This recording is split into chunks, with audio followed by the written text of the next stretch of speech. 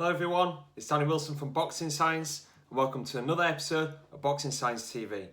This is episode 12 and it's the top 5 strength and conditioning exercises for boxing. So with a title like that, I can imagine that this video is going to be quite popular and there's going to be quite a lot of new people visiting our channel. So this is Boxing Science TV, which is a weekly vlog where we share lots of free information around sports science in boxing and combat sports.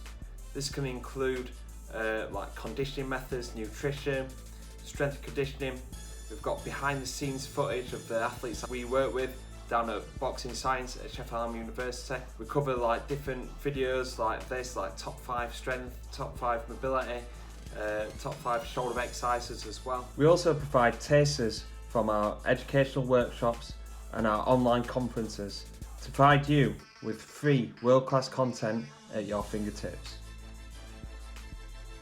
So if this is something that interests you, please subscribe to our channel where we'll be giving you updates on when our videos are posted. Like I said, every week we post Boxing Science TV. We've got hours and hours of free content for you.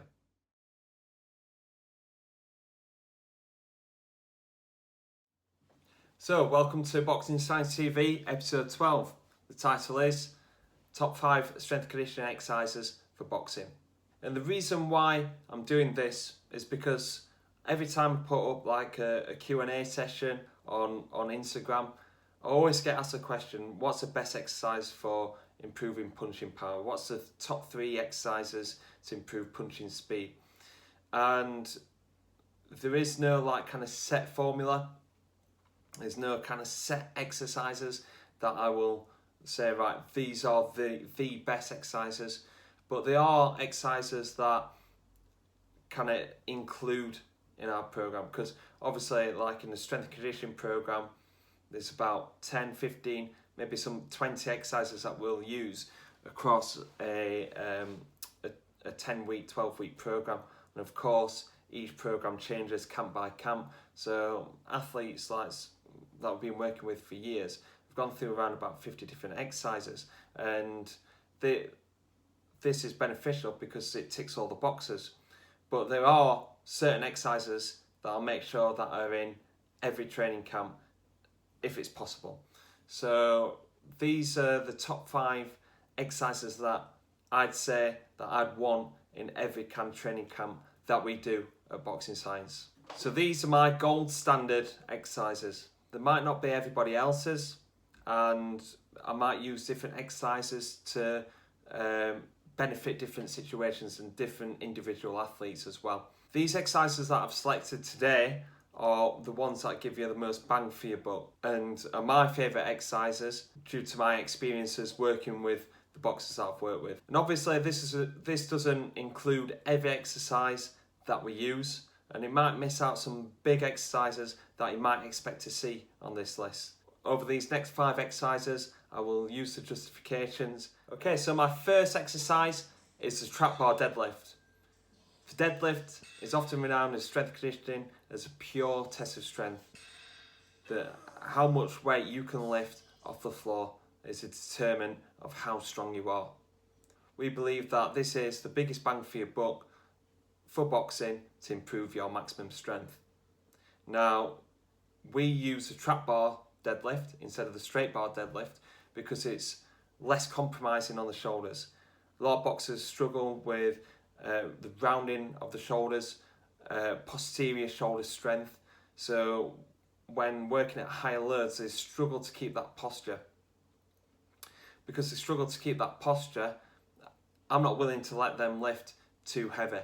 This can limit the load on the bar, and as a result of that, can limit the amount of strength gains that they can achieve from the lower body. With the trap bar deadlift with a neutral grip, it allows the shoulders to get in a much better position, much more shoulder friendly exercise. Because it's more shoulder friendly exercise, they're able to keep that straight posture at higher loads. And the deadlift is great for lower body strength, core strength and shoulder strength as well. These are all important in delivering fast and hard punches. Another reason why we use the deadlift as the other reason why the deadlift is one of my favourite exercises is because it's a concentric base exercise, and a lot of boxers struggle with the eccentric demands of training. This is due to the lack of exposure to strength training and maximal strength training whilst they're growing and developing. So when they get into doing the strength and conditioning, we do the testing, we actually find that the ability to control eccentric forces aren't too great. So when they get into the gym, of course, we want to try and improve their ability to control these eccentric forces by using squats, lunges, altitude landings. But the one thing about doing exercises that have a large eccentric demand, it can make your muscles sore, and it can also limit how much weight's lifted on the bar, and in turn affect how much stronger you can get.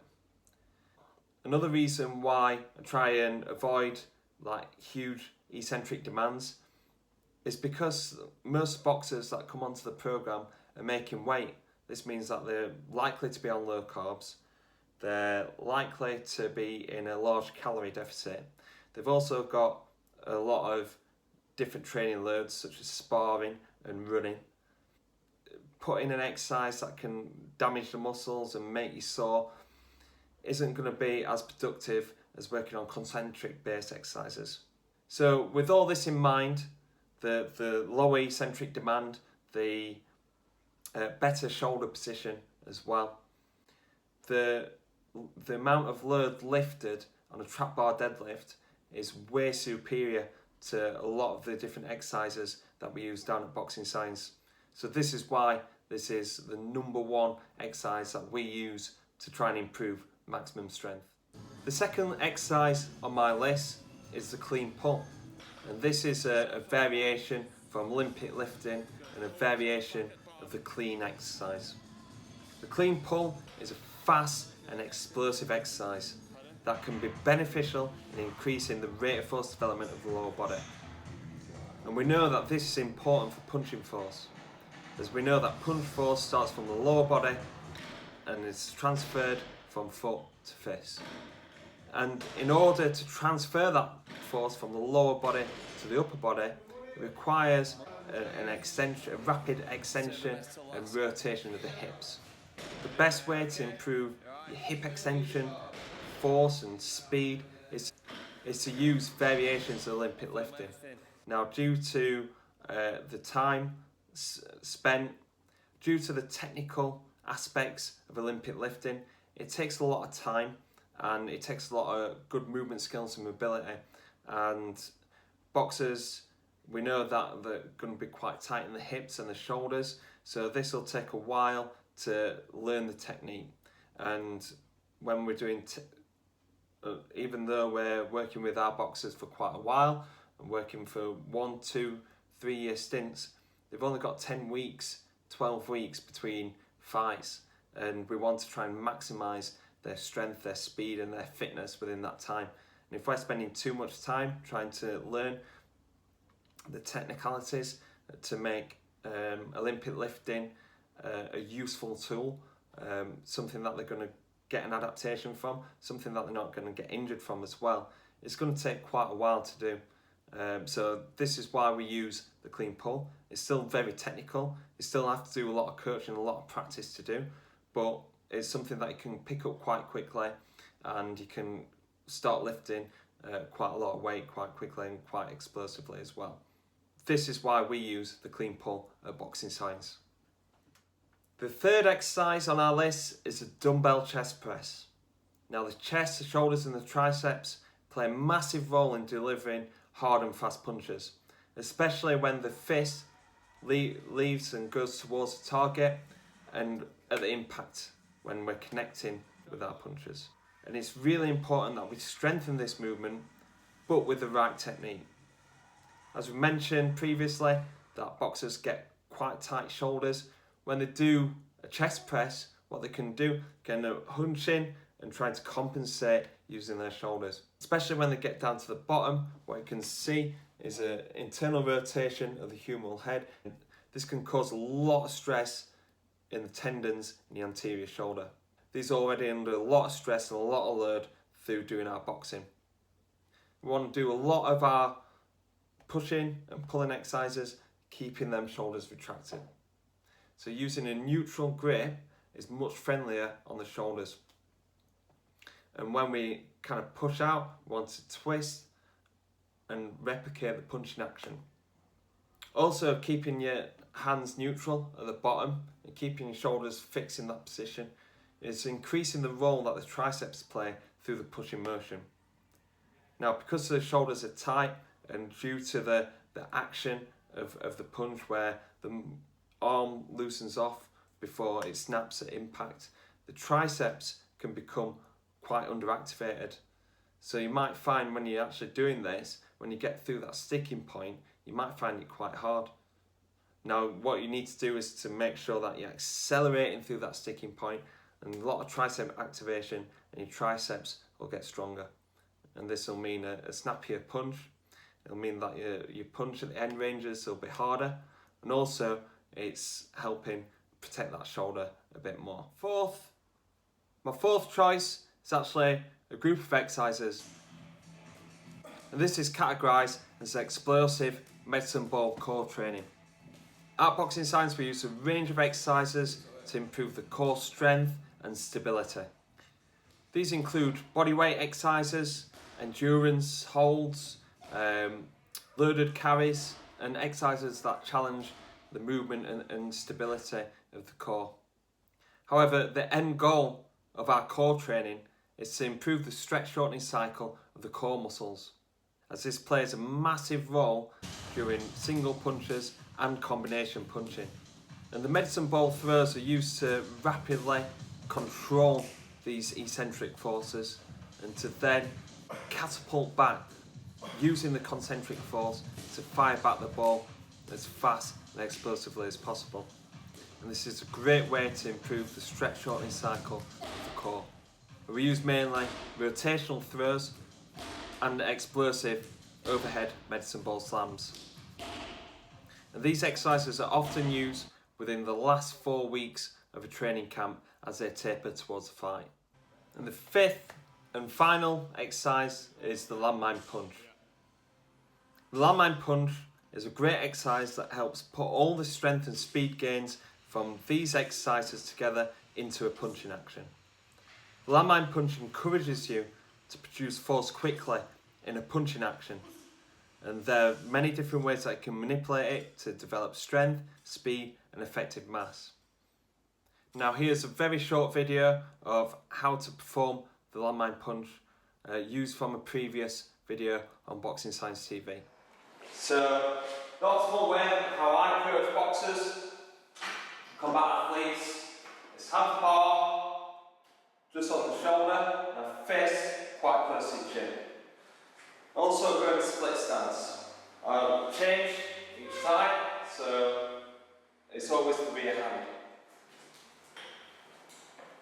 So slight bend of the knee, shoulder turn towards the attachment on the floor, and basically drive through the floor and rotate through.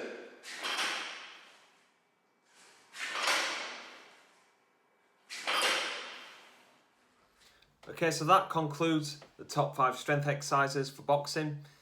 I hope you've enjoyed it, I hope you've taken a lot from it and thinking about how you can apply that to your coaching or to your training as well.